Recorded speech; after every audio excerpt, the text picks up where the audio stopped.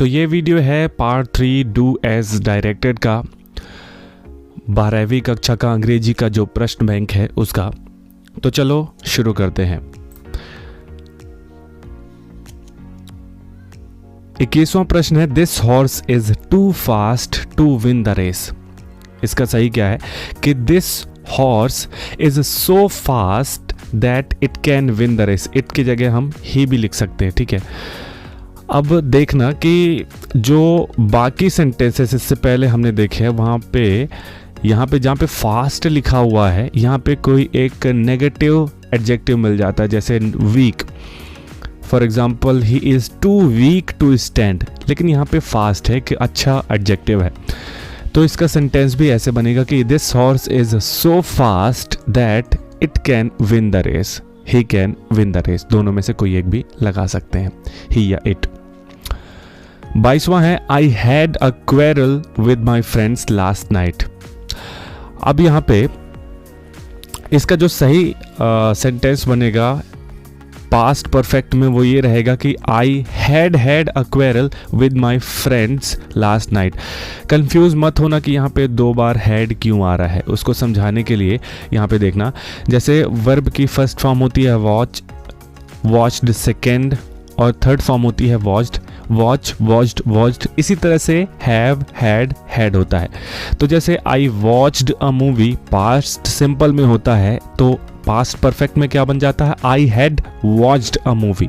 इसी तरह से अब देखो यहाँ पे क्या हुआ, वॉच्ड तो है ही, साथ में एक हैड ऐड हो गया।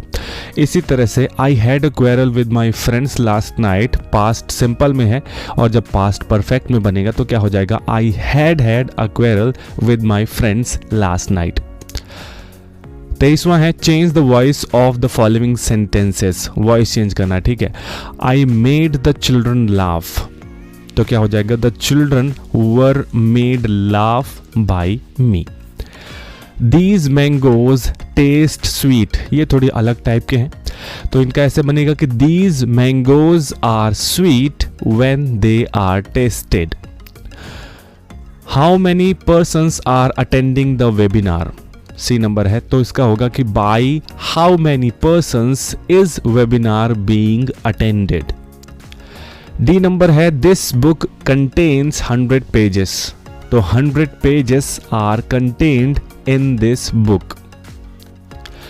24वां है, I live here since 2015। Write the correct form of the verb given in bracket। Bracket में दिया है live, तो live का हमें करेक्ट फॉर्म यूज करना है। since लगा है इसलिए हम परफेक्ट या परफेक्ट कॉन्टिन्यूस में लिखेंगे। सो I have been living here since 2015। 25वां है, they occupy all the rooms। Change into present perfect tense, ठीक है। तो यहाँ पे मैंने गलती से लिख दिया था they all the rooms are occupied by them, तो सही क्या होगा, इसको क्या करना है, present perfect tense में लिखना है। तो ऐसा होगा कि they have occupied all the rooms। They have occupied all the rooms, present perfect tense। 26वां है, all his friends laughed at him, ठीक है, ये भी अलग तरीके का एक है। So he was laughed at by all his friends। He was laughed at by all his friends। 27वां है, who taught you French, तो क्या हो जाएगा, by whom were you taught French। by whom were you taught French, ठीक है। who का काय में चेंज हो जाता है by whom में, who चेंज हो जाता है by whom में। 28वां है, rearrange following words to make a meaningful sentence। ensures life, exercise longer and healthier a, तो क्या सही हो जाएगा कि exercise ensures a healthier and longer life। 29वां है, the hotel was quite cheap। The hotel was very comfortable। Not only but also की सहायता से जोड़ना है, तो क्या हो जाएगा, The hotel was not only cheap but also very comfortable। 30वां है, They did not come to the party, they did not apologize for it। Neither nor की सहायता से जोड़ना है। ध्यान रखना, नीदर नॉर हम लगा रहे हैं, ये पहले से क्या है, नेगेटिव सेंटेंस है। अब हम सेंटेंस बनाएंगे इनके साथ, तो जो हमारे सेंटेंस रहेंगे वो कहे में रहेंगे, पॉजिटिव में।